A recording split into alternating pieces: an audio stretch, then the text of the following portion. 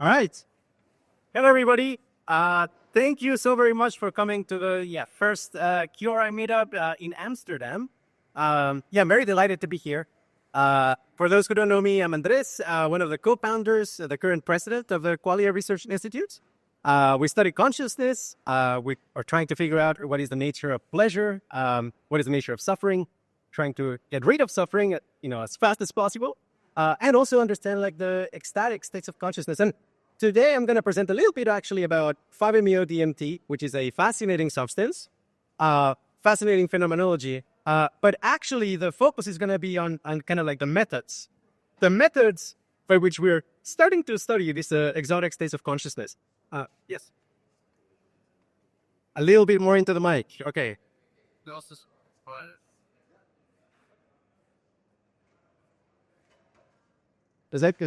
people hearing me okay? Okay, beautiful. Fantastic.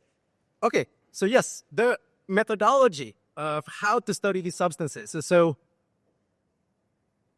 first of all, can anybody guess what this is? So far, nobody has guessed it when I provided this slide. Okay, so you may not believe this, but this is actually a Venn diagram for like 7 different sets, where every possible intersection of sets is present in the screen.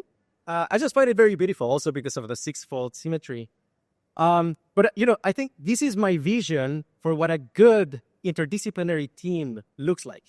I mean, I don't know about you guys, but when I've been part of interdisciplinary teams, or I've seen interdisciplinary teams, oftentimes what happens is that people end up spending so much time actually just like teaching each other the basics, where you bring a physicist, an anthropologist, maybe an expert in art.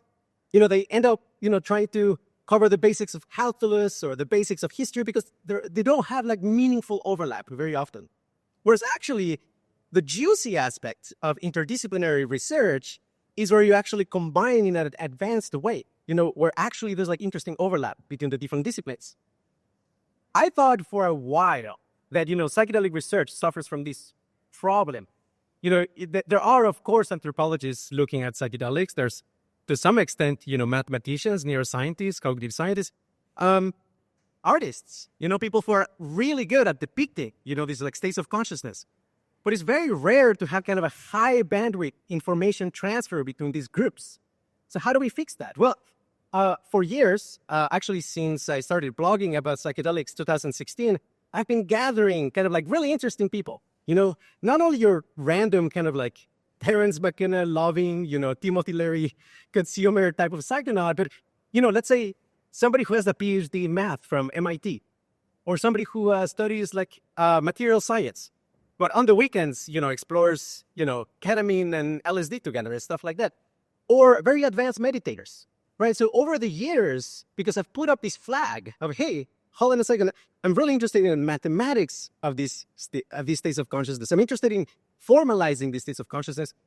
I've been gathering kind of like a collective of people who are actually very technical and very curious about the phenomenon to actually come together and figure out what on earth these states of consciousness are telling us, about the nature of the brain, maybe even the nature of reality. But I've been very careful to kind of like, okay, let's actually find these points of synergy. And roughly 2019 or so, I kind of presented the idea in public at first. Okay, what if we kind of come up with this minimal set of interesting disciplines such that there's going to be very strong overlap, very strong competency, and actually can make some progress. The disciplines that I actually thought were potentially really powerful to kind of like point at in this direction were, meditation skills, mostly because, meditators can be really good phenomenologists. Oftentimes, they train a lot on actually like being able to describe very carefully their phenomenology. So advanced meditators is kind of a category I'm always in the lookout for. Math, physics, computer science, I think like those are very powerful. Philosophy of mind. I'm an epistemological optimist. I actually think we can make progress in philosophy of mind. It's one of the things that we do at Qualia Research. We actually published in peer-reviewed journals on philosophy of mind. And I don't think it's kind of this, this hopeless quest of quoting Kant and Leibniz and just kind of like revising the same old argument. It's like, no, because actually we have a lot more data nowadays, right? We can actually build the arguments. So, people who take philosophy mind very seriously is also part of the collective. Energetic practices. Okay, I was talking to somebody who was very into tantric practices. I forget who it was, but people who do a lot of like yoga, breath work, essentially play with energy. And I'll explain a little bit what I mean by energy, which I think can be actually stilled and make quite rational. Sensory replications and art. Okay, so one of the members of the team who will be showcased in a little bit is, for example, symmetric vision. So there's this subreddit called reddit.com/r/replications, which is where people compete to make the most accurate kind of like visual depictions of, for example, LSD visuals or Salvia visuals and so on. Well, if you sort by, best of all times, there's kind of like, 5 or 10 people who are like really good, kind of like outliers in just how good they're at depicting these states. We recruited among kind of that population. Phenomenological depth. Yeah, people who have a wide range of experiences, experiences of extreme pain, experiences of extreme pleasure, very wide artistic experience. And yeah, psychology and neuroscience, especially computational neuroscientists. That's kind of a very important focus of us. Well, our guess, in a sense, is kind of like if you want to get like really good insights and novel insights, you want to create the conditions just right. Just in the same way as when you want to make, a particular mineral. You need the pressure and temperature and the materials just right to get that special emergent effect. And I think of interdisciplinary teams like that, right? It's not kind of like, oh, we're just going to, send each other a couple emails and like, talk over coffee and just write a paper. No, the way in which we're doing this is actually, spending 3 weeks together in a think tank approach with access to these exotic states of consciousness. I'll explain a little bit more about like the precise way in which we're doing it. But one thing I want to make very, very clear is that, when you get to kind of like those levels, people who are like really investing their life in trying to make sense of consciousness, I think it's something for which you can't really pay people. Like, you can't really pay somebody to figure out consciousness.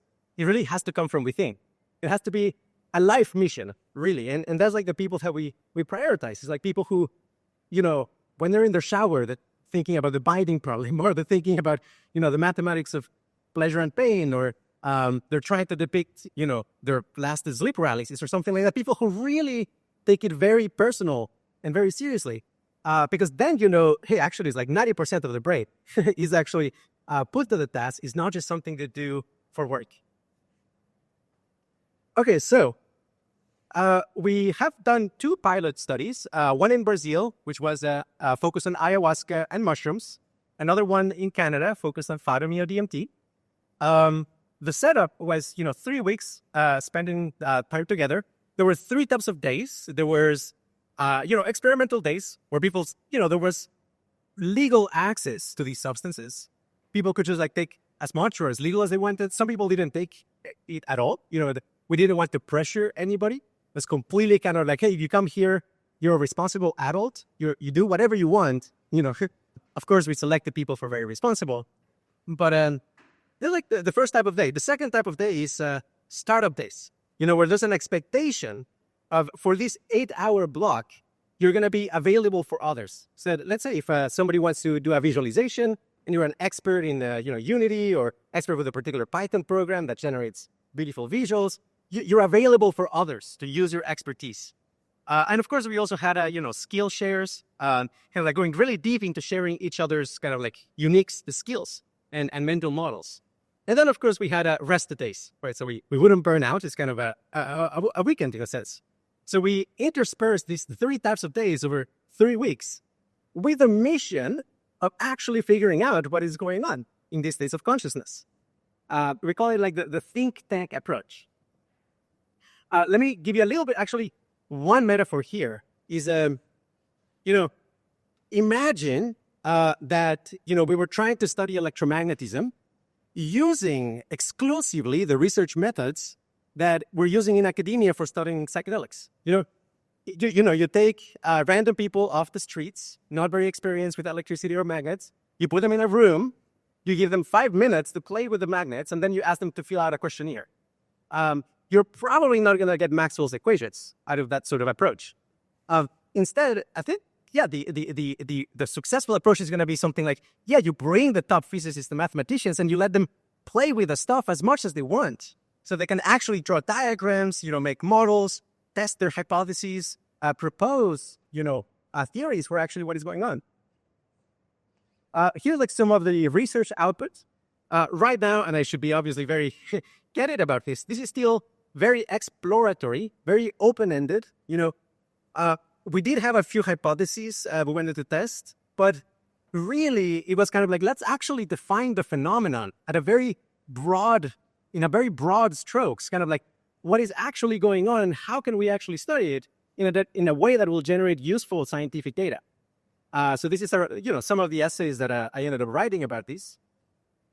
Another important kind of like methodological consideration here is, one of the things I've been writing about for like maybe 10 years now is that I think that if we want to study consciousness, focusing on the semantic content is not going to be very fruitful. So, for example, if I say something like, hey, I had a trip and it felt like I became an ice cream cone and, some entity took me and, cut me in half and put me in some kind of bush.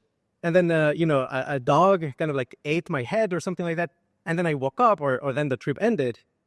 That information, however strange it is, doesn't really tell you much about actually what experience that was, right? That it could have been a dream, could have been a ketamine experience, could have been salvia, could have been hypnosis, high-dose LSD. You just don't know. In other words, the semantic content of an experience drastically under-constrain what kind of experience it is.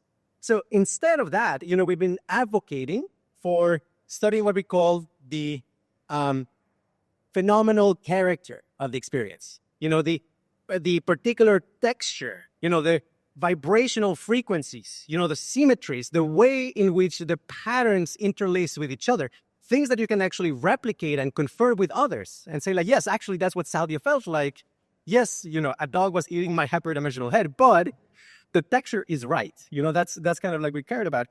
And early on, this is like 2020, we developed this tool called the tracer tool, which is kind of like a Photoshop for visual tracers. So what you're seeing right here is, kind of like manipulating parameters so that we can replicate in real time, kind of like what do the tracers of a psychedelic visual field look like? Okay, so right off the bat, something that came up when we put this online, and you see, you can actually submit parameters. I encourage anybody to play with these.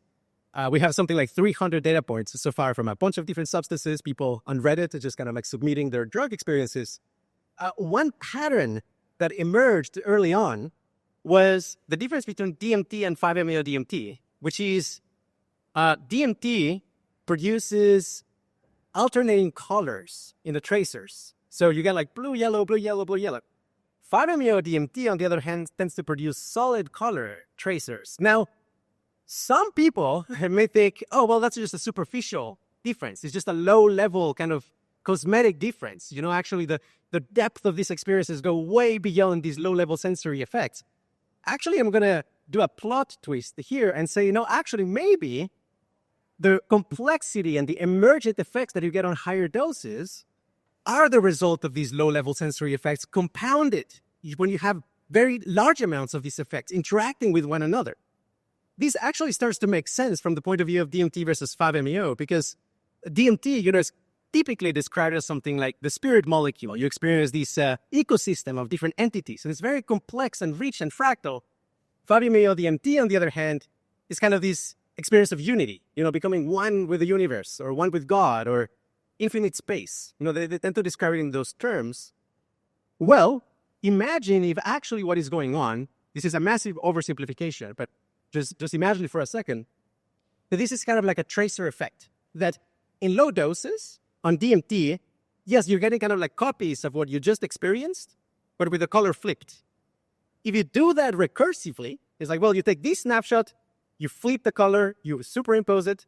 Now you take a snapshot of the entire experience, you flip the color, you superimpose it, you keep doing it. That's what, especially there's a little bit of noise that gives rise to this very complex fractal structure as an emergent effect. On the other hand, if you just have this effect where you're just overlaying what you just experienced on top of what you're experiencing with no alteration, in some sense, after enough iterations, the whole thing washes out and you just get pure space, nothingness. Right? So the case I'm building here is that understanding these replicable, communicable, low-level sensory effects may actually be the gateway to truly understand what's going on in higher doses, where the most inexplicable things actually happen. Okay, so this picture is one of the slides. Okay. Of course, you recognize this when, I don't know, the TV network fails. Somebody swears on TV and you see this instead. Well, this is a kind of like a good aesthetic guide, I would say, for doing the sort of research that we're doing. Because what this image is accomplishing is a sampling a state space. You're saying, okay, there's like a variety of colors. So if the problem is that your screen has like some kind of problem, maybe the R channel in the RGB, pixels is broken, some of these colors are going to look different. Or for example, if the image is out of focus, you may not be able to see the high frequency, like the very thin lines. In other words, this picture kind of like samples a large state space of possible inputs and allows you to diagnose very quickly what is different. I'm not able to say what is wrong, but I just like what is different. So that is kind of the aesthetic that we brought to these retreats. We created ahead of time hundreds of experiments like this, where what you do is you're sampling from a state space, right? There's kind of like all of these different experiments. You click on one, and there's like these levers here, and the levers may control things like the spatial frequency, the velocity, the angle, the speed at which it's rotating, and early on, it wasn't like a standard psychophysics experiment where you come with a predefined experiment that maybe you can justify because it's been used in the literature for some other reason, like studying schizophrenia or something like that, because it's unlikely that you're actually going to get an interesting result if you're just taking one experiment at random. Instead, what we did was, because we created hundreds of these kind of like parameter spaces, simply the instructions to the participants was, play with this tool while you're on mushrooms or ayahuasca and find the parameters where it looks very different. Like, not even like in a particular direction. It's just like what looks different. What is strange? One of the participants described it as what looks fucky. And kind of like what is kind of like fucking with your vision in this context. And, there's kind of like these additional buttons where you can like save the parameters. You can load parameters from somebody else.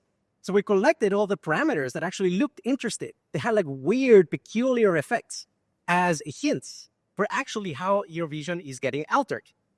Okay, so that is kind of like a part of the aesthetic, right? Like we're sampling in an intelligent way a wide range of parameters without kind of like being prejudiced about what's going to be different. This particular slide is my breakdown in particular of 5-MeO-DMT and the different levels that I experienced. Again, I feel extremely fortunate personally because we did this in a setting where these substances were unscheduled, legal. Considering myself, a responsible adult, I've been able to have hundreds of 5-MeO-DMT experiences in a safe, supportive context, and I can talk about it in public. I can go in be interviewed in TV and say, yes, when I took 15 milligrams of 5-MeO-DMT, my visual field did such and such thing, and we have it documented. I feel like an enormous sense of relief because that is just kind of like a taboo when it comes to research in academia. If you go to conferences, usually, the researcher who's presenting, usually the researcher who's presenting, unless it's an invited speaker like Carl, usually they're not going to be able to say something like, yes, I took, 30 milligrams of psilocybin and this happened. Usually they will say, well, this is what happened to the participant, right? Like you don't have kind of that high information bandwidth that comes from actual personal experience. And not just a little bit of experience, but kind of like mastery with the states. Like I've taken 5-MeO-DMT enough times that I can tell you, yes, I took it like 10 times at this dosage. I took 10 times at this other dosage. It's not just kind of like happenstance. Like I know the terrain. And that is kind of like the epistemology we want to bring to psychedelic science, that we could actually talk openly about this, and be able to point exactly what happened in terms of psychophysics effects. In case you want to take a picture, this of course is available online, but this is kind of like the super high level summary of different dosages for 5-MeO-DMT. For myself, I mean, like 5-MeO-DMT, the potency or dose response curve is pretty different from person to person, enormous variability. So you got to adjust for your own kind of sensitivity. But for me in particular, something like 5 milligrams is enough to cause kind of like this effect of like, oh, you quote unquote realize that you're God and you forget that you're a person. That sort of effect. Okay, so here's like other research outputs. Cube Flipper, he's a kind of like well-known psychonaut online. Another person who we were very fortunate to be able to recruit to this study, because Cube Flipper has, like dozens of articles about, ketamine and DMT and their experiences with it.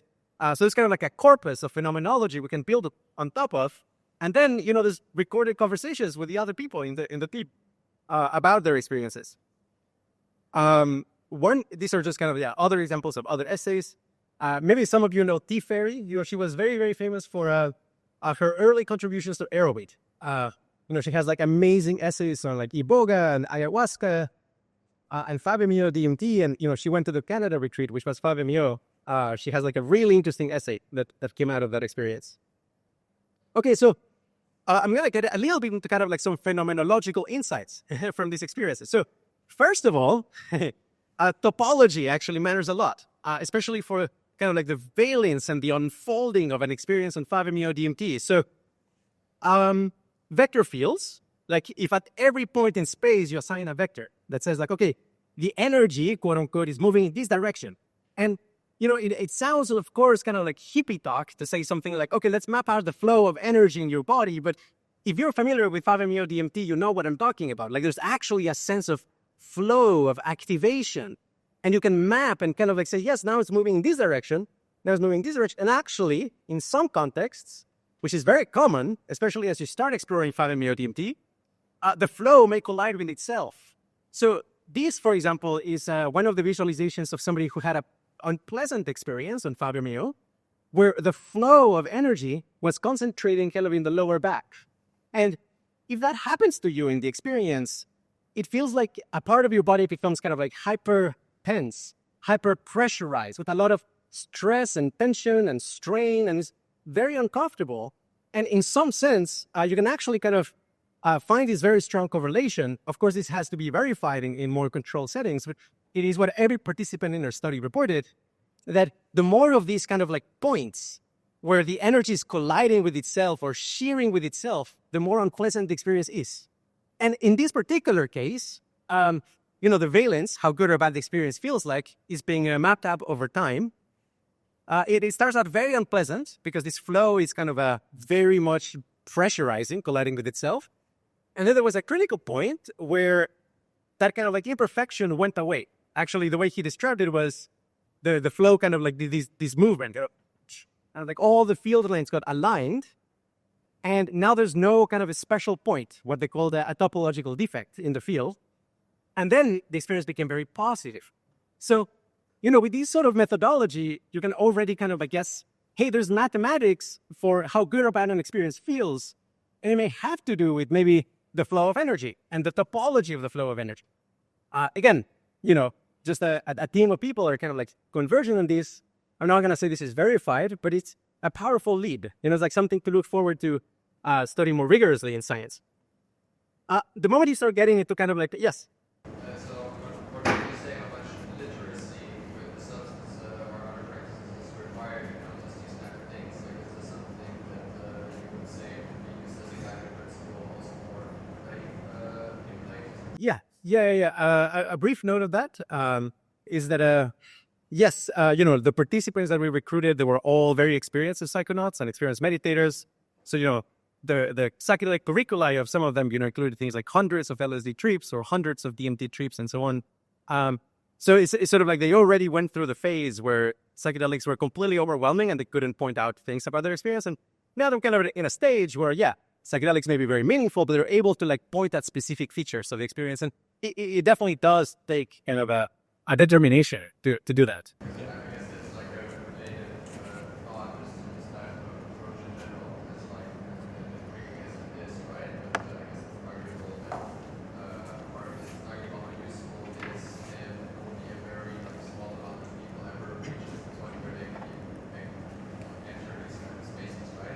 Yeah. I mean, yeah. So we're working on that. So what I mentioned about that is, and I'll repeat the question, which is that, if these descriptions and accounts of this, let's say, the flow of energy only come from people who are very specialized and have like the mathematical, lingo to be able to describe these, how is this useful to like a lay, user who might be trying it for the first time, or to kind of like make trips better or something practical? We're working on that both in the front of kind of like how to prepare before an experience in terms of like practice movements that allow the flow to be more homogeneous, have fewer of kind of these imperfections, but then also ways of reporting it that don't require the person to have this specialized knowledge by essentially simulating it and just asking the person, okay, out of these 5 images, which one is the closest one to what you just experienced? And that's like what we were developing for the next stage. Maybe let's save the questions for in a little bit. Okay, so this is just to kind of like show that there's like a lot of complexity when it comes to like the 3-dimensional special points, the topological special points. And the higher the dose on 5-MeO, oftentimes like this became very complex. There's kind of like spirals and vortices and strange attractors that happen. But it did generally was reported that when these special points were canceling each other out and the flow became simpler, the experience felt better. And especially some of the participants who did the most exploration reported that later on in kind of, after taking 5-MeO 50 times or something like that, their experience was usually much smoother to begin with. There was some kind of like preparation or some kind of annealing or some kind of a getting used to that will allow the system to not get stuck in kind of this very unpleasant kind of like, the flow is colliding with itself kind of state. Okay, so here's like another thing. Scry, you can look up Scry on Twitter. A fantastic psychedelic replicator. He's one of the people who, he actually uses code to visualize kind of like visuals from psychedelics. He specializes on DMT, but, he does a little bit of everything. So one of the things that was beautiful about this kind of experience was that, one of the physicists would have an experience, and then Scry was right there actually, right after the experience, and they could have a conversation and Scry would, be coding up. It's kind of like, okay, yeah, the flow of energy kind of looked like this. There was like these waves of energy in my visual field, and then Scry would edit the code, show the result. It's like, no, a little bit more like this, a little bit less than like this. And after literally half an hour, we have a replication that the person agrees, yes, that's what my visual field looked like, right? So you have this very fast feedback loop between the phenomenology and the representation of it, the replication. And, this type of effect is where we started to concentrate after the first few days, because most people were reporting, yes, actually something like this is happening. Describing exactly what those patterns are is not trivial exactly, but you sort of like get the idea of kind of, there's like these boundaries, there's like these waves that are expanding, waves that are colliding with each other. Especially the top one was reported as pretty accurate for low doses. Okay, like another one of the replicators is symmetric vision, very famous for like replicating psychedelic visuals.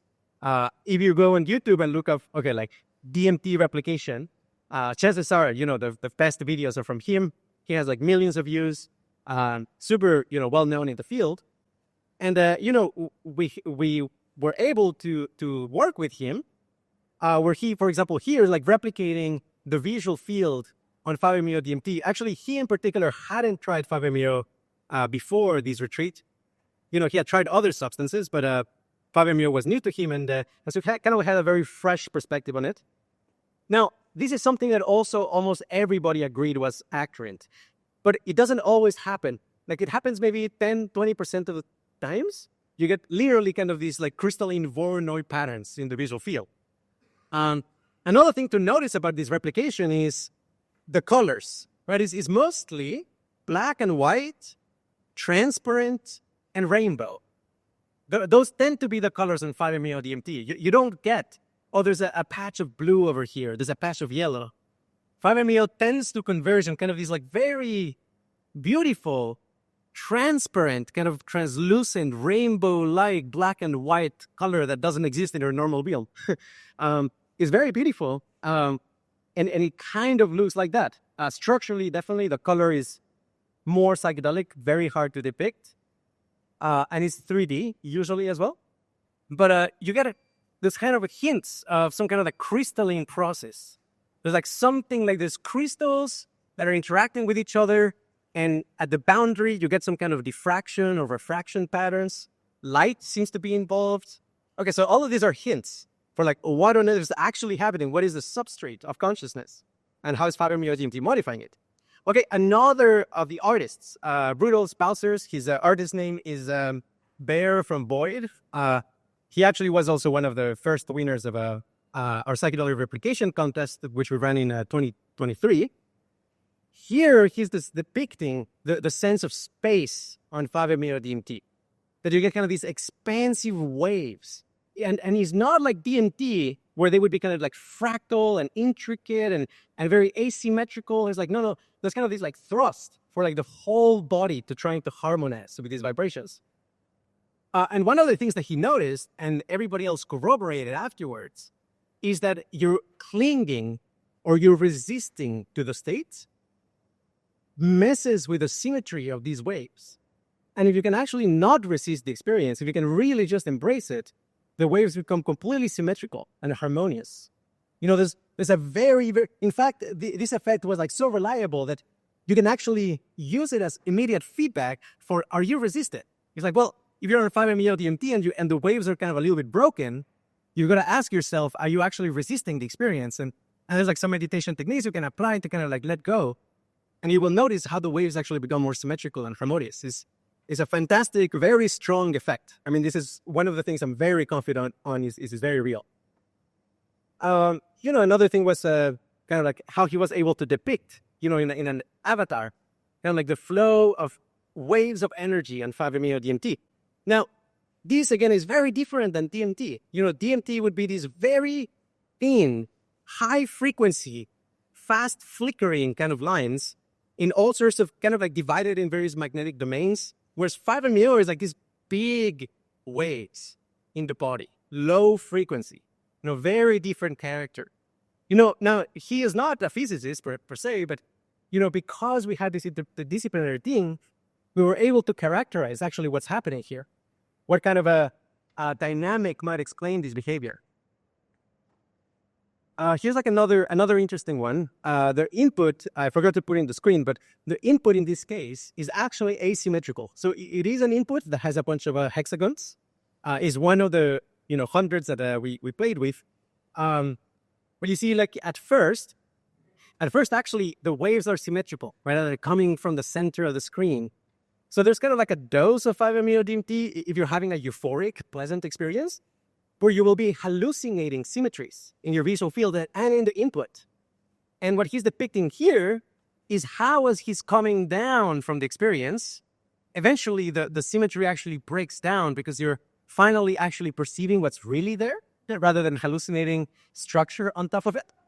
So again, there was this like very strong effect size that we were all reporting on, that kind of like the symmetry and harmony of the waves on 5-MeO strongly correlate with kind of your sense of well-being and kind of like love and being able to let go of the state. Okay, so this is another participant, Roger Teasdale. He's a well-known as kind of like very advanced meditator. Very, very advanced. I mean, he qualifies in some schools of Buddhism as kind of a enlightened or an arhat.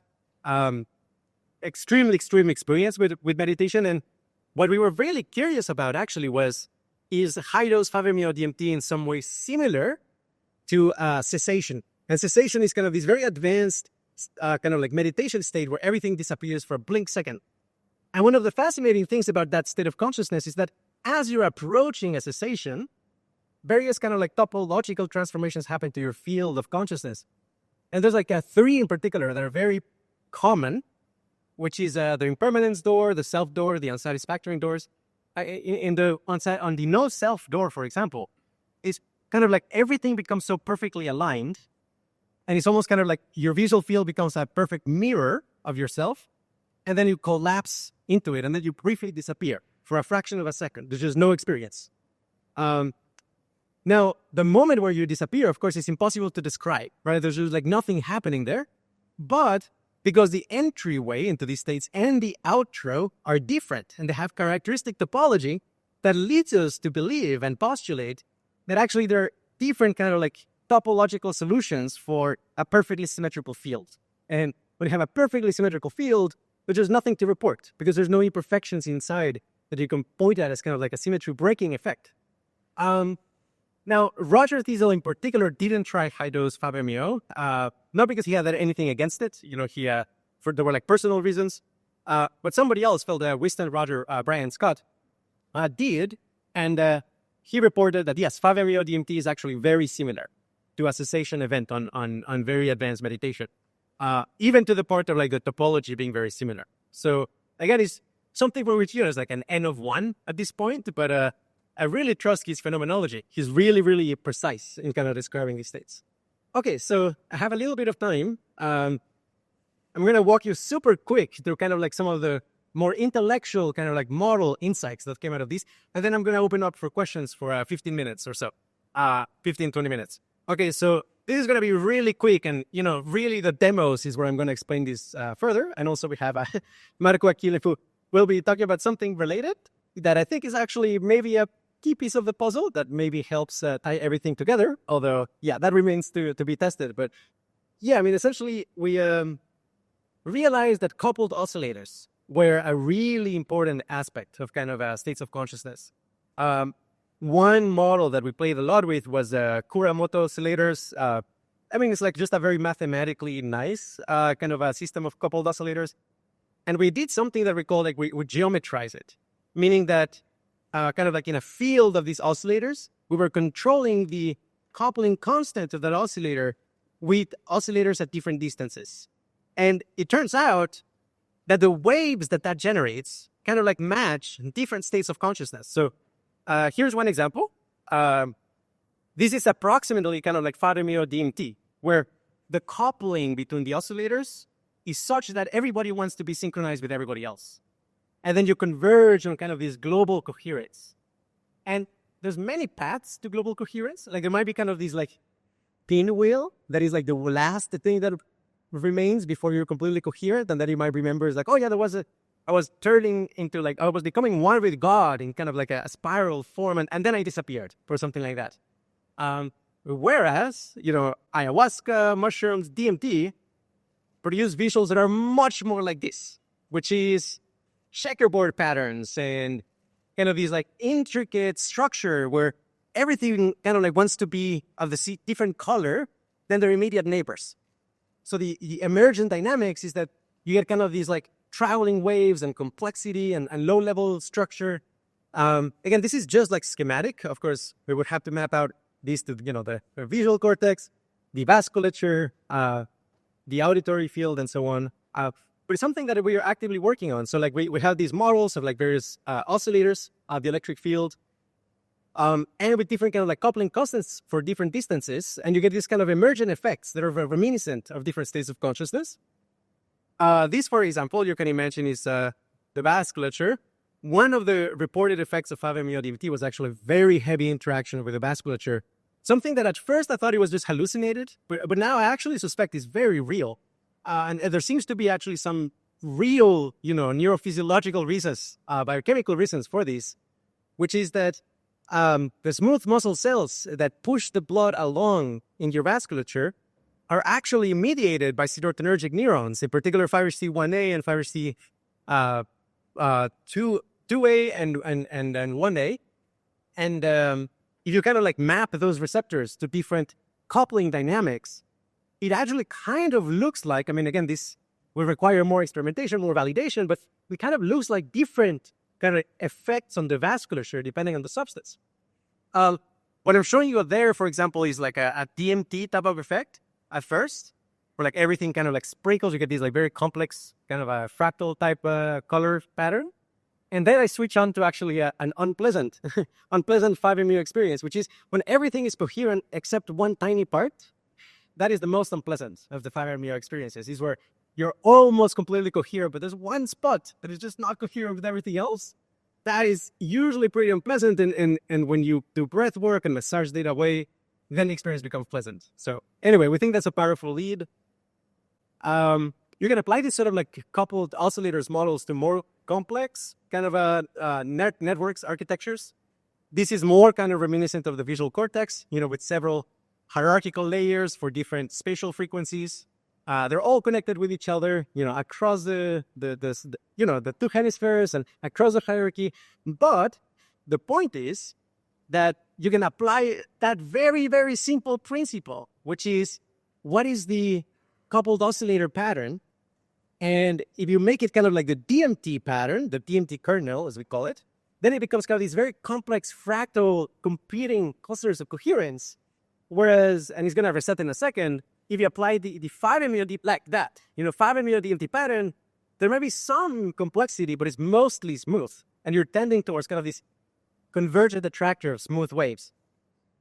Another thing, this is I'm going to say just like one word about this, which is that especially on the ayahuasca, the experiences, and the mathematicians actually said like they were experiencing 4-dimensional rotations. So we actually built a tool to play with 4D rotations. It turns out in 4D, objects can rotate in 2 ways at once. I'm not going to go deep into this, but this is one of the tools you can play with. It's online now. Well, one of the other kind of very big insights is it seems that a lot of the computational power of the brain and our consciousness may have to do with spaces of different dimensionalities interacting with each other. In particular, we notice that the somatic field is implicitly represented in the depth of your visual field. This is a very deep thing and very, very difficult to explain exactly right. But it turns out that if you completely let go on 5-MeO-DMT, you just smooth out your muscles completely, you lose the depth of the visual field. Like it's almost kind of like for you to have like a sense of depth in the visual field, you require some sense of tension and stress in the body. And we essentially think that, like the sense of depth is being somatically tracked with patterns in the body. And there's kind of like two sides of the same coin, and the particular interaction between these two fields actually is very important for like being able to navigate the world. Okay, so I'm just like powering through some slides. This is really just kind of like to expose your brain, the sort of thing that we're doing. This is like my attempt at like mapping out the stages of DMT, where the y-axis is the dose and the x-axis is the complexity of the state. And you can see that, for example, the visual patterns in the low doses on DMT, they're kind of these like perfectly repeating 2-dimensional tessellations. And as you increase the dose, you get actually hyperbolic geometry. You make that kind of like a palace. You may hallucinate a palace where the walls are tessellated with heptagons. Something that is impossible in normal everyday life. Because, the angles of the heptagons don't add up to 360 degrees. But on DMT space, that's possible at the right dose. Then you get like a magic eye where it becomes like 3-dimensional symmetrical structures. And then above us, there's like magical threshold above magic eye, where you actually get like 3-dimensional hyperbolic geometry.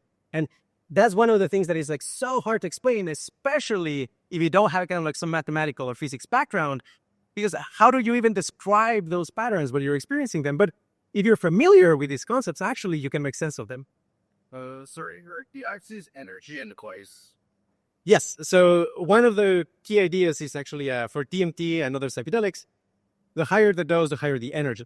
Now, energy here, maybe I should define it briefly, is kind of like the total intensity of the experience. Like, you could imagine kind of like adding up the volume or the brightness of every pixel of your visual field, and then doing the same for your somatic experience, for the audio.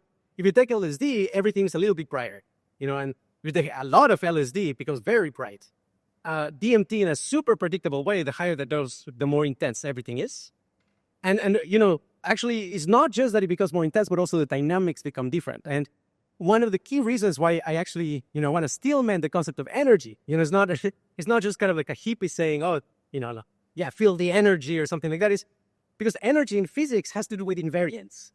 And one of the key things is that you can transform from one form of energy to another, from potential energy to kinetic energy, or from something that is very bright to something that is very hot, to something that is moving very fast. So on DMT, that happens all the time. Something very bright may transform into something that moves very fast. Or something that moves very fast, but you transform it to something that is very intense in the body. So there's like some kind of like invariant or a sense of preservation of an energy parameter whose form is changing, but it stays the same for a particular dose. And I think, that's like kind of the main things. In the interest of time, I'm just going to power through these slides. If you're curious about this, here I'm kind of like trying to steelman what it's like to actually have higher dimensional experiences on DOT. The very simple, kind of simplified idea is that you're stitching together more kind of like tracer effects of, on a low dose, it may be kind of like, well, you're stitching together your visual field together with a little delayed version of your visual field just a moment before. But in higher doses, you're stitching together entire experiences, right? Like seen from different perspectives. So you end up kind of like creating this world simulation where it's kind of like a space being seen from many different perspectives at once. And all of that, in some sense, can encode a higher dimensional geometry. Okay, the last kind of like technical, fascinating thing was we suspect. I mean, this is extremely speculative. It's kind of like we're going out there and saying, okay, maybe there's something here. Liquid crystals, especially liquid crystals. LCD screens are full of liquid crystals, but essentially like tiny microscopic particles suspended in a liquid. If you can orient them with a magnetic field and they can polarize light. And a lot of the kind of like effects that you get with that sort of system are very reminiscent to like ayahuasca and DMT. And especially some experiences like this. For example, this is a liquid crystal. This, what you're about to see, especially the white waves, like this kind of, when the waves expand, you see these? That has been reported in our team as like a really accurate depiction of 5-MeO-DMT visuals. I'm not implying that your visual field is literally an LCD screen, but neurons, and microtubules do behave like liquid crystals, and there's, I suspect, probably something there. Our current hypothesis is something that DMT actually turns the liquid crystals into their crystalline phase, and 5-MeO-DMT turns the liquid crystals into an isotropic phase. If it's crystalline, then you get these domains, you get these clusters where you have like some symmetrical arrangement and they're all competing with each other. If it's isotropic, then there's no preferred direction. It's kind of like a superposition of all possible directions at once. And 5-MeO-DMT is like that. It's kind of like all possibilities at once. Okay, so more so, we're modeling the electromagnetic field in the brain and postulating that like differences in the index of refraction of different brain tissue may correspond to, for example, different spatiotemporal frequencies in the visual field. So, on the left is sort of kind of a depiction of maybe what a bunny might look like on ketamine. It's kind of like very broad waves that you're using to kind of like perceive its outline, whereas, the right would be DMT. Is a high frequency, spatial and temporal, and you get kind of all of those interesting superposition patterns. So to recap, just kind of this approach, the think tank approach. Again, we may be in many ways misguided. In many ways, many of the hypotheses may be wrong. However, we're really trying, right? Like it's kind of like we're making these bold predictions and then we'll try to test it. And just kind of like some sampler of like literally just, a year and a half of work. It's like we're modeling gestalts, we're modeling InteresNet, the geometric frustration, which is kind of this what makes an experience feel good or bad, this kind of the flow of energy collides with itself or it doesn't. Liquid crystals as maybe relevant, coupling kernels, and hierarchical coupling kernels. And that's it. I encourage you to go to the website. It's heart.qri.org. And thank you so much, everybody. Yeah.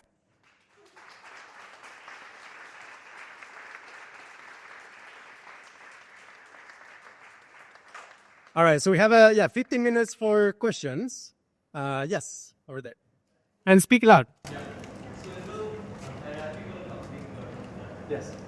are theoretic methods of complexity like factor dimensions and probably relevant? And if so, like I'm just thinking about like possible experimental designs. And do you think it will be useful to measure, let's say, brain activity and then also see if there are correlation between these sort of, let's say, factor dimensions of the coupling Yeah. and factor dimensions or like EEG, etc. Yeah, absolutely. It's not in this presentation, but we do have a slide that shows objects with different, I don't know how to pronounce it, like Husserl dimension is like one of the ways you get kind of different fractal dimensions. And showing it to psychonauts who are very experienced with, for example, DMT, essentially, yeah, they reported that the higher the dose of DMT, the higher the fractal dimension of the hallucinated objects that they experience. And yeah, this is quite obvious if you're really familiar with the state that, kind of like in lower doses, you may see kind of like some fractaling patterns in 2D, but then in higher doses, you may actually see three-dimensional fractals or even something crazier. So absolutely, I think you can train yourself to be able to look at a picture and say, the Husserl, fractal dimension is 1.7, and you might be right by like, plus minus 2 or something like that. That's another kind of like part of our research aesthetic. So like one of the things that we did, for example, was we trained ourselves to be able to detect the frequency of a flickering light, right? So if you showed me a flickering light, I can say, well, there's like about like 10 hertz. It might, it might be like plus minus 2. Different substances produce different frequencies. In particular, DMT is very high frequency, something like 30 hertz or higher. 5-MeO is also super high, it's like 40 hertz. Whereas LSD is more kind of like 15, 20 hertz. So yeah, I mean, part of the aesthetic is, you can actually train yourself to be able to note and report these very technical aspects of your phenomenology. So yeah, wonderful, wonderful idea. Yes, over there. Yeah, I have multiple questions. Maybe you can make a very brief answer to a few of them. Yes, and speak loud. One of them is, have you seen tracers with only meditation practice The answer is yes. So the question is, do you experience tracers with meditation practice? And I have two answers for that. One is, for a lot of meditation practices, tracers is kind of like a side effect, and it's very common. I remember in my first jhana retreat, by the seventh day, my schedule was something like meditating 8 hours a day, no media or interacting with other people. I was reading, meditation books when I wasn't meditating. By the seventh day or so, I was experiencing tracers of an intensity similar to like 50 micrograms of LSD. And that's like common. It's common in a meditation retreat. However, if you do fire casina in particular, which is this meditation where you look at a flame until you get an after image, and then you close your eyes, and then you try to build on top of that after image. If you're doing that, 10, 12 hours a day, you will be getting really heavy tracers comparable to like DMT. And that's like, we don't know. And I haven't done a fire casino retreat, but talking to people who have and who also have a lot of psychedelic experience, it really does seem to be very similar to DMT. I don't know the frequency. That I would have to test it myself, or actually, give the tracer tool to somebody who does. But I suspect yes. The other question here is for 5-MeO and vasculature. Yes. Do you think that effects on vasculature might be why it has a lower LP50 compared to classic psychedelics? You mentioned Roger not having done a breakthrough dose, so we spoke about it, and he also felt if there's any contraction that he has, it feels very hard on the heart. Yeah. And he felt a bit scared about that, and I felt the same when I tried this sub-fractional doses, not sub-fractional, sub-breakthrough doses. Yeah. I should mention I am, 5-MeO-DMT, I find it extremely fascinating. The doses that we were taking were like pretty reasonable. I think like the highest that anybody explored in our team was like 20 milligrams at some point. I know like shamans, we use like 40 milligrams. I'll mention two things. One is, it could very well be that 5-MeO-DMT has like long-term cardiovascular effects. And like in that case, I'm probably screwed. I'm not going to say like, oh yeah, trust the substance or something. Like, no, like we're guinea pigs. Okay. Like we're responsible adults messing with their biochemistry. Of course, I may die next year. Right. Like, I don't know. Right.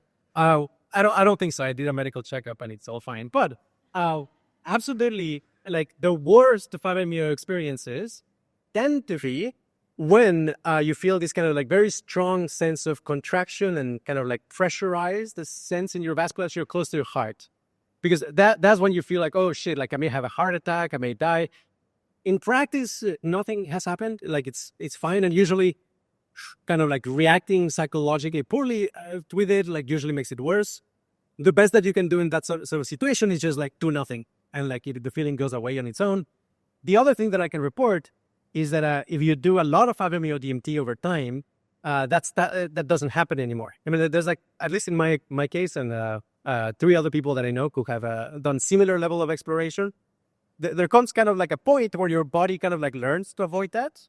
and the energy becomes way smoother. Like you don't have kind of these like clumps of energy. So, but yeah, I mean, who knows? It might very well be the way you die on the 5-MeO, like, some kind of like vasculature, like strain potentially.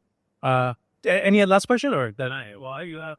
One more, but Okay. it might take a bit long and it's not Okay. related to a specific talk. I'll give it to you anyway if you have a quick answer. So you've mentioned before that I think phenomenal binding is a really important thing for computational efficiency. Yes. And that if AI systems don't implement this, they might have to be super inefficient to get the same sort of output. Yeah. Do you think we can have something equivalent to phenomenal binding functionally without actually having a consciousness? Yeah, I mean, in the same way that you can simulate a quantum system, yes, I mean, like I guess like my brief take on this, and I guess like for context, I essentially think that consciousness is not just kind of a classical computation. I think it was like something much more interesting happening, not necessarily quantum, but it could very well be, like the topology of the electromagnetic field, something that in computing theory is called like reservoir computing, where you're actually using the kind of like massively parallel benefits of a physical system for a computation.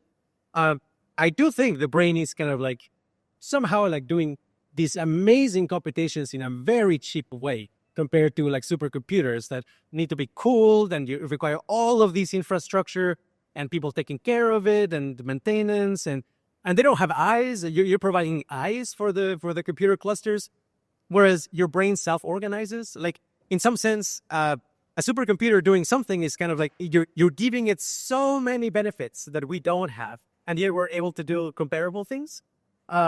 But yeah, I mean, I do think you can, with classic supercomputers, like simulate quantum systems, and you can simulate electromagnetic systems. And I do think like an AI could potentially like take over the world and kill us all without any phenomenal binding. Like I do think that's possible, but it's going to be relatively more expensive than using it with a brain.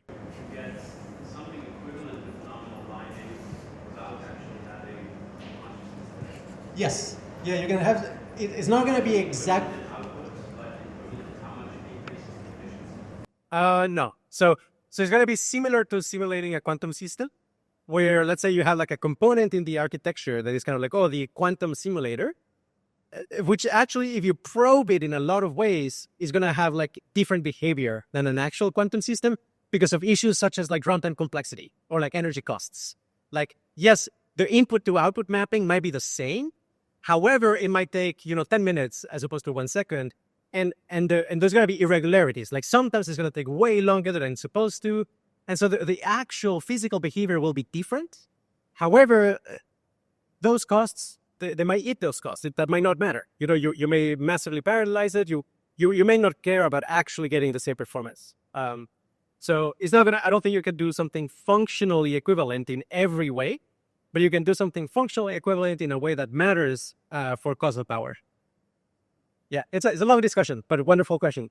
Yes, over there. Yeah, I was wondering if you consider using substances that target to A specifically instead of substances that target all different things. Yeah. Very open to that. I mean, yeah. I mean, I guess like I'll mention something here, which is one of the missions of the 5-MeO retreat. Actually, it was less about 5-MeO per se. It was more about understanding like +4 experiences, and then +4 experiences are these like powerful, mystical, transcendent states. Shulgin described as kind of like in a scale different than like other psychedelic experiences. And if you take high dose psilocybin, maybe there's like 10-15% chance of like a +4 experience. Whereas if you take 5-MeO at a fine enough dose, it's something like 90% chance, right? So, and among our retreat participants, people essentially before the retreat knew that you can actually do similar things to 5-MeO with drug combinations. And we think like that's a really powerful lead. I mean, this is going to sound completely out of the blue, but it's been reported already by several people that I trust. Again, I don't know if it generalizes, but there seems to be a signal here, which is that if you combine 2CB, GHB, and DMT, the combination of those three substances produces phenomenology very similar to 5-MeO. in the same kind of these expansive waves and like everything unifying and becoming one with God for some reason. And it doesn't work with any of the two. Like you need the three. I don't know why, but like that sort of information is what we're really interested in. It's kind of like, hey, like what kind of weighted sum of different receptor types corresponded to different, coupled oscillator patterns or like different kernels. And I do think that, very highly selective drugs that target specific receptors is probably quite an efficient way of exploring that space. So absolutely. Yes. Yes. What's the state of the art of physical measurement of these things? So electrical impulses, muscle tensions, fascia, etc. Yeah, we didn't focus at all in our retreats. I mean, we were pretty close to bring like a serious academics who like do EEG studies. Yet actually we decided not to for the sake of efficiency of the phenomenological reporting. I mean, essentially we thought like what this retreat is so special and is different than what you can do typically in academia is that you can actually have, let's say, like, a number of mathematicians or artists, taking small to medium doses of 5-MeO, looking at a computer, interacting with it. That doesn't lend itself very much to kind of like getting an EEG measurements at the same time. So for the sake of information transfer and efficiency, we decided to kind of skip that altogether. But in the future, yes, what we plan to do in that domain is essentially be very selective about the specific experiment we want to do, selected from like the parameters that we explored, and then like corroborate, hey, like, yes, you're getting the effect that has been described before. What is the EEG signature? But no, I mean, I would love to, for example, doing something like a whole body fMRI, because if you could actually track like the hemodynamics of your whole body, my guess is that 5-MeO-DMT is extremely rich in that domain. But you will need to be in a lab and actually scan your whole body. And but yeah, I mean, hopefully in the future, with funding and collaborations, that would be wonderful. Yes, over there. So you have like great visualizations of like reconstructing the phenomenology. Yes. And trying to at the same time map it also onto neural activity in a way.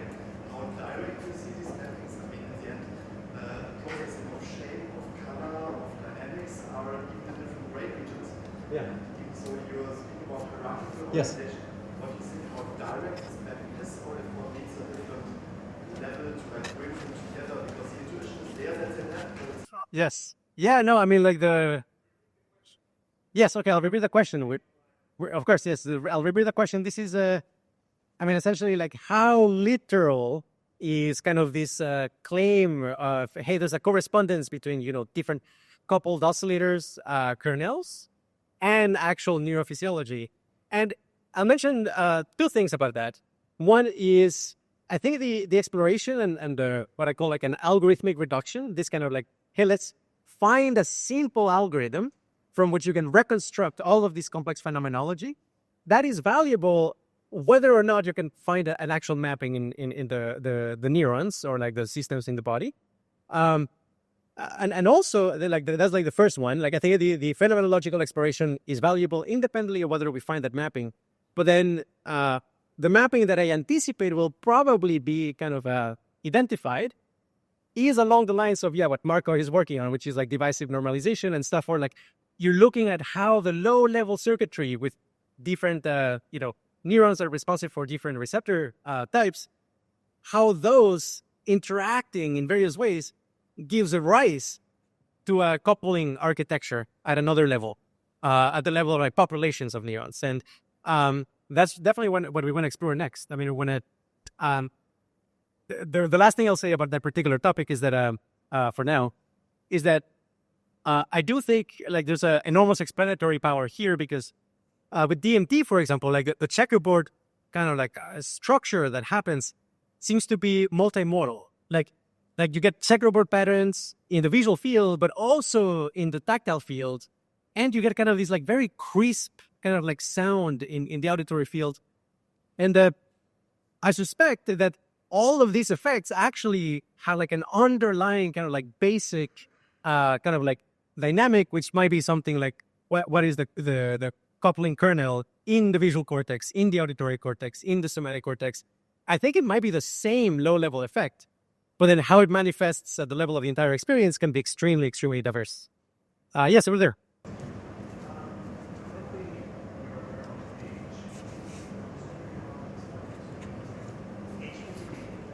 Yeah. which could try to explain and characterize patterns.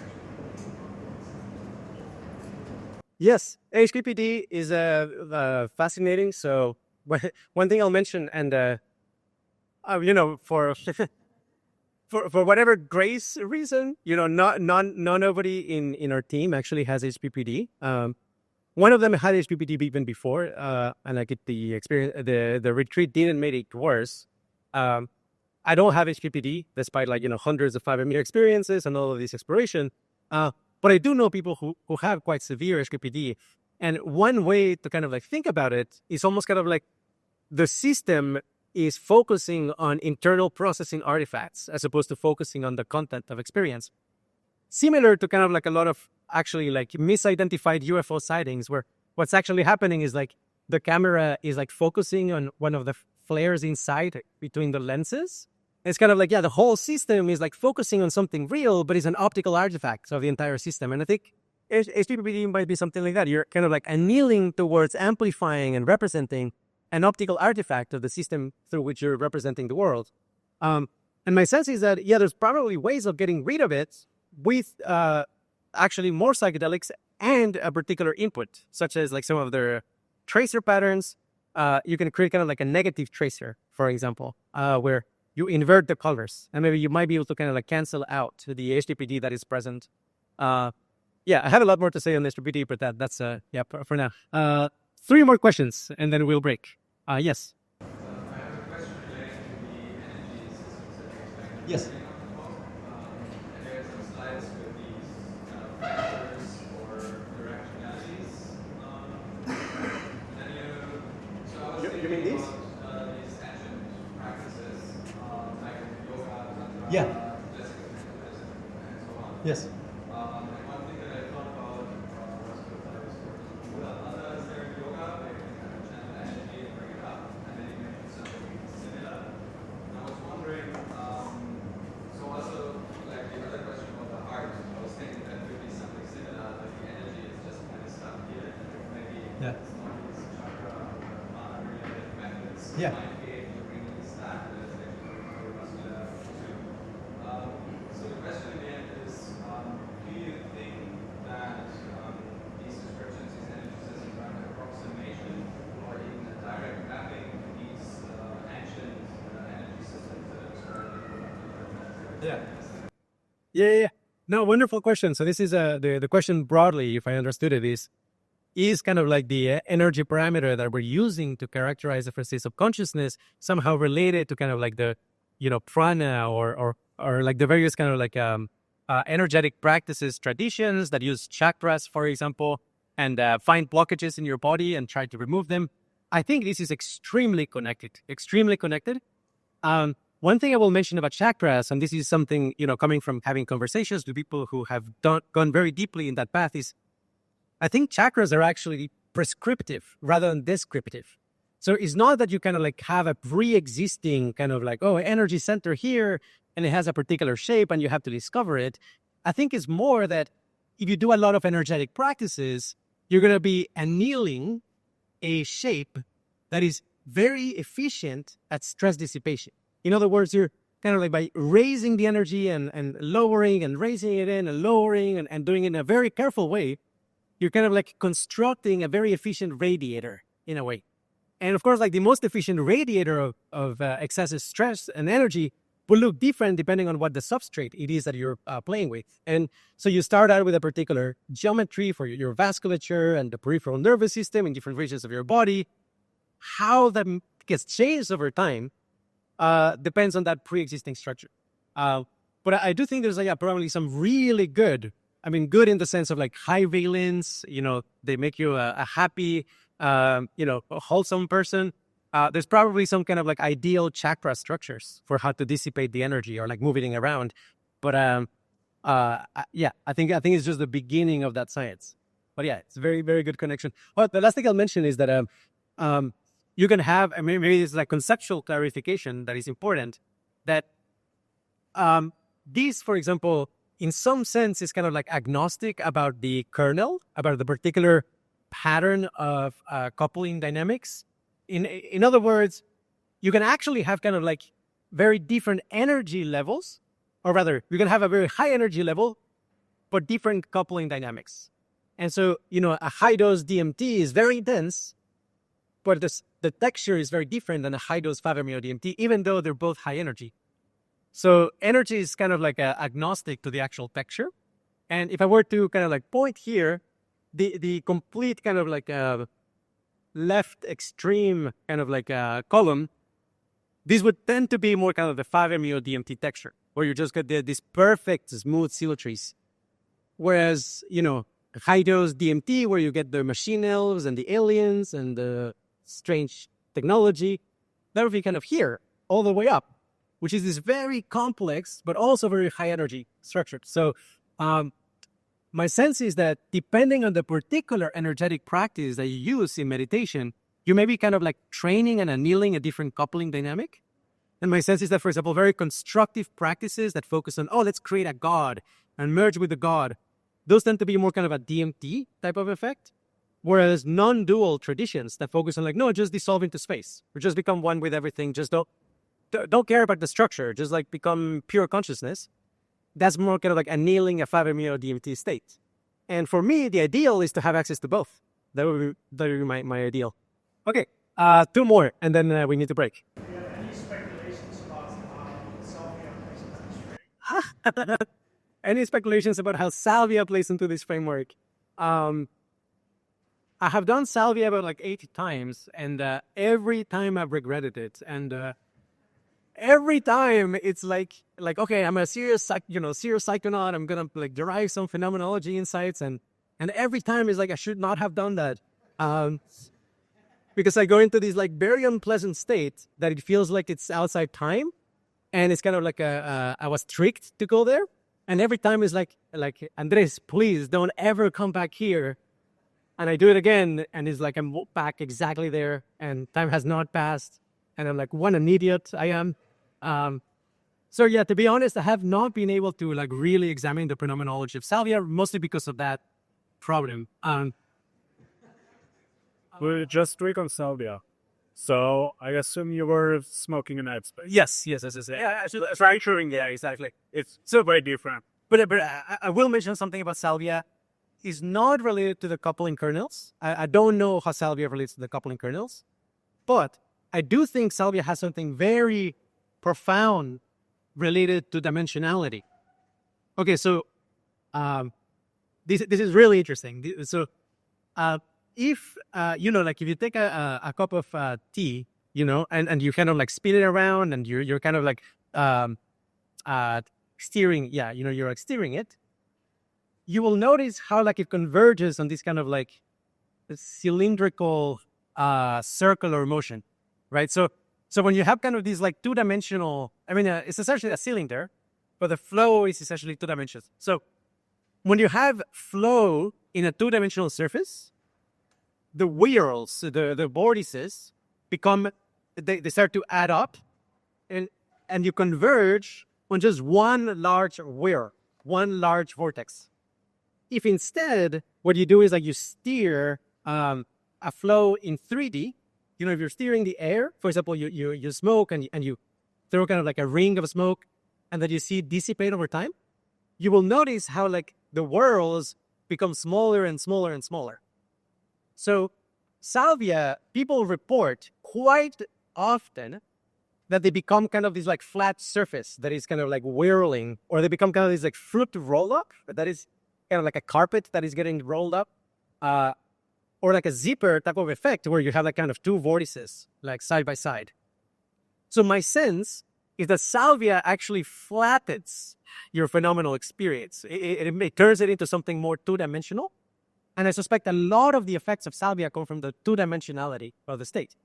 Whereas DMT and 5-MeO, they increase the dimensionality. And so the worlds become much more intricate and complex, and you don't get this like high level organization of just one world. So anyway, to sum it up, I think Salvia turns it into a pancake or something.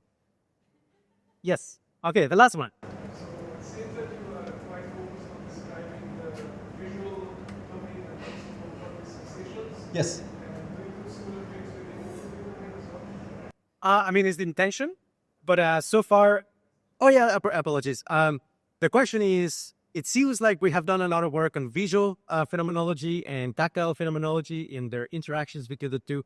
Have we done anything with audio? It's something that I would love to. It hasn't been our focus, mostly because of, if you want to do a lot of progress, concentrate your firing power, in a sense. So we have focused mostly on tactile and visual. However, many members of the team are actually like musicians as well. And in a future retreat, we will probably focus more on audio. One of the things that we want to do with audio, which we have done with vision, I don't have a slide in this presentation, but this is a whole other presentation. Have you guys heard of like psychedelic cryptography? Raise your hand if you know what I'm talking about. Psychedelic cryptography. Okay, so in 2015, I discovered how to secretly communicate with people on LSD, which is actually quite simple. What you do is like you take a picture with, for example, like letters in it, and you just like show one column of it at a time. So if you're sober, it just looks like, well, I just see like one slice over there, one slice over there, one slice over there. What are you talking about?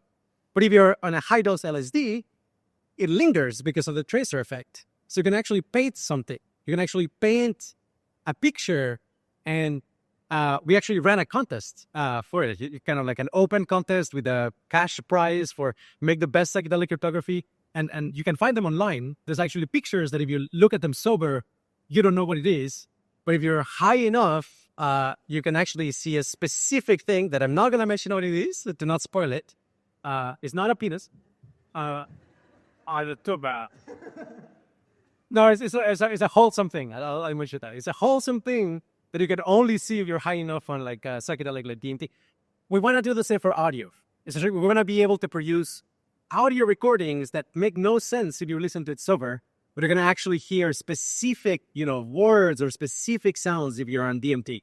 And we have like some ideas for how to do it, but in the next retreat. Okay, well, it's been wonderful. Thank you so much for your attention, and enjoy the day. Yes, thank you.